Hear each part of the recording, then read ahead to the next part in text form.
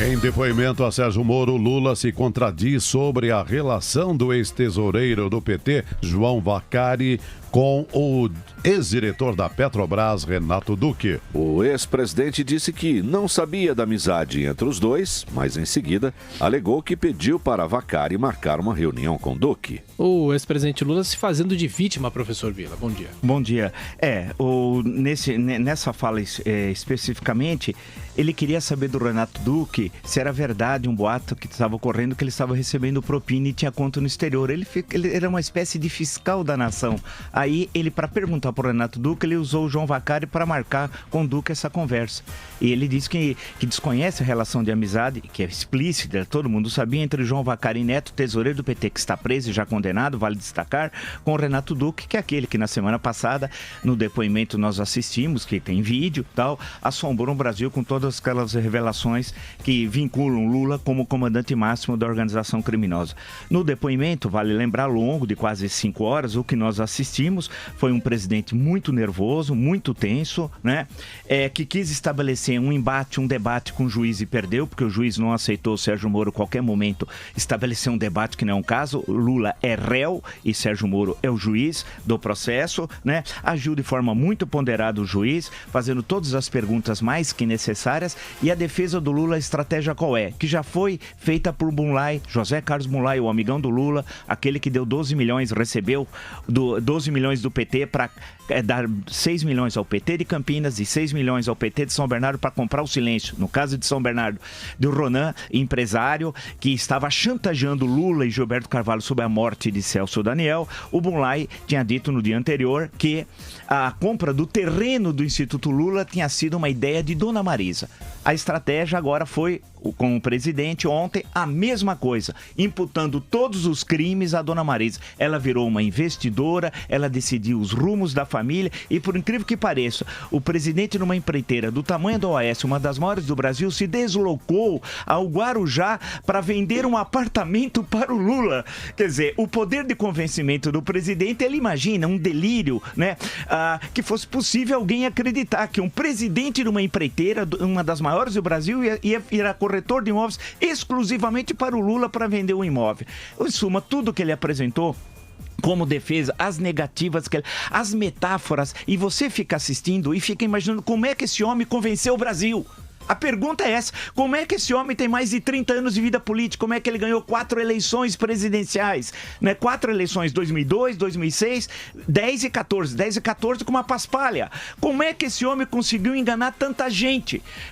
As metáforas, o primarismo, os erros de português, o ar criminoso, o ar hipócrita. Ele é um fraco, é um covarde. Ele não honra as calças que veste. Ele imputar a defunta ao crime é uma coisa inacreditável, a cara de pau dele, né? Em suma, e os erros, e os 600 milhões em certo momento, que ele começa a falar em 600 milhões de desempregados, 600 milhões de desempregados, mas o juiz falou, mas espera só se for na China, né? Como é possível? E só num setor da economia brasileira, e ele disse que o desemprego é devido à Operação Lava Jato, falou em 600 milhões, ele é louco, é desequilibrado, mas mais do que isso, ele é o maior criminoso da história do Brasil. Então, naquele PowerPoint, eu vou sugerir do procurador Deltan Dallagnol substituir naquele famoso PowerPoint. Não é mais o Lula no meio, é a Dona Marisa. Essa senhora que sequer falou bom dia em 8 anos como primeira-dama, que não conseguia falar lé com cré, ela era presidente do Brasil, porque ela decidia tudo em nome, com a vida política do então presidente. Então, nesse sentido, em resumo, em termos jurídicos, ele está condenado. Ele sabe que está condenado. Acabou. As provas são irrefutáveis e nós conhecemos as provas porque elas foram divulgadas para todos nós, né? E externamente mostrou que ele não mobiliza mais ninguém. Foi um fracasso. Os 40 mil, cadê o exército do Stedler?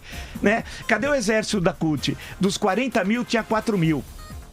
Apesar de todo o gasto financeiro, foi um verdadeiro desastre. E no final o discurso dele, fora, foi pífio. Ou seja, Lula é um cadáver político. É um cadáver. Ele não tem a presença política que ele gosta de dizer que tem, que setores da mídia gostam de dizer que ele tem, e que essa antiga oposição, especialmente o PSDB, formado também por fracos e covardes, que transformaram o Lula num poder que ele não tem. Não tinha no passado e não tem hoje. Eu pergunto, por exemplo, no momento como a gente vive, onde está Écio Neves?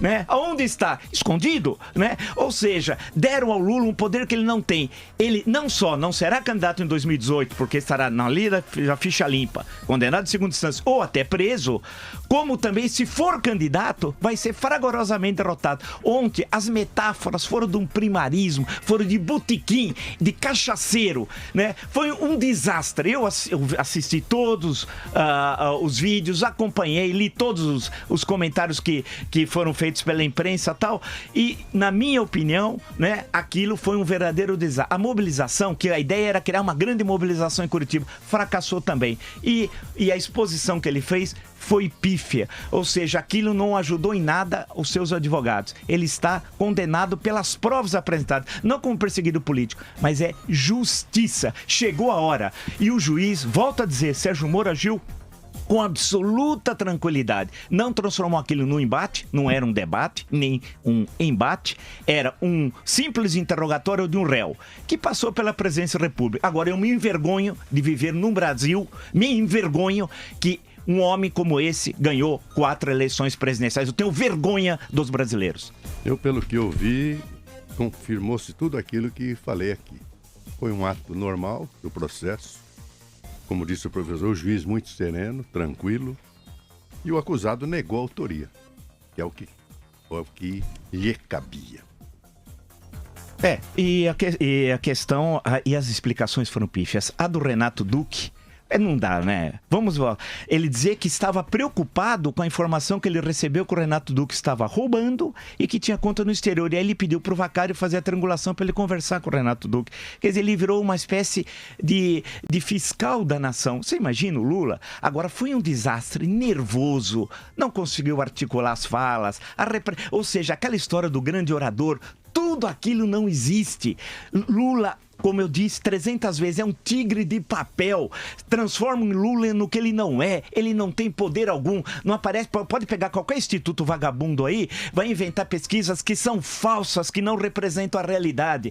Ele morreu. Politicamente é um cadáver ambulante. E juridicamente, que é que nos interessa, nos 5 processos, ele será condenado, é inevitável. As explicações que ele deu sobre o duplex, quando ele recebeu o documento fraudado, que eles fraudaram a ata do condomínio, né? O documento estava na casa dele, ele não sabia por que estava na casa dele. Foi ridículo. Ele perguntava, pífio. tá assinado? Não tá assinado, então não sei o que estava fazendo não lá. Tá, estava na casa dele, ele não sabia tal. Em suma, o conjunto de todo o depoimento, o interrogatório foi brilhante, ocorreu o que deveria ocorrer. Alguns falavam, mas o Lula tem de sair preso. Que sair preso? É um momento lá do processo, não é nada de sair preso, né? Seguiu, porque ele quer justamente que ferem de alguma forma a norma legal para que ele se diga perseguido político. Essa é a ideia. Aí vai recorrer à corte de São José da Costa Rica, vai fazer um barulho.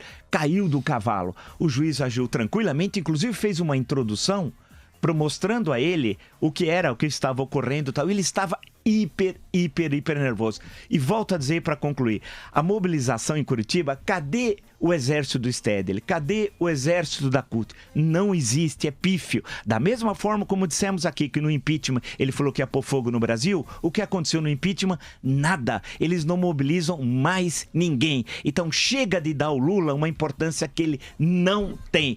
E ele só tem essa importância política hoje porque, volto a dizer, setores na mídia constroem o Lula do que o Lula não é, e os que estavam na oposição no passado e que hoje estão no governo, grande parte deles são medrosos, fracos, covardes e traidores da pátria, porque só ocorreu o impeachment por pressão popular. Porque se nós fôssemos esperar a gloriosa elite política, o glorioso Congresso Nacional, Dilma estaria na presidência da República e Lula na Casa Civil em 2018 na presidência, reeleito em 22 e colocaria um posto em 26. Esses criminosos só saíram do poder, e o criminoso de São Bernardo especialmente, porque nós, brasileiros, bem nos mobilizamos. E não esses fracos covardes, né, que não honram a calça que veste, que é essa porcaria da elite política brasileira.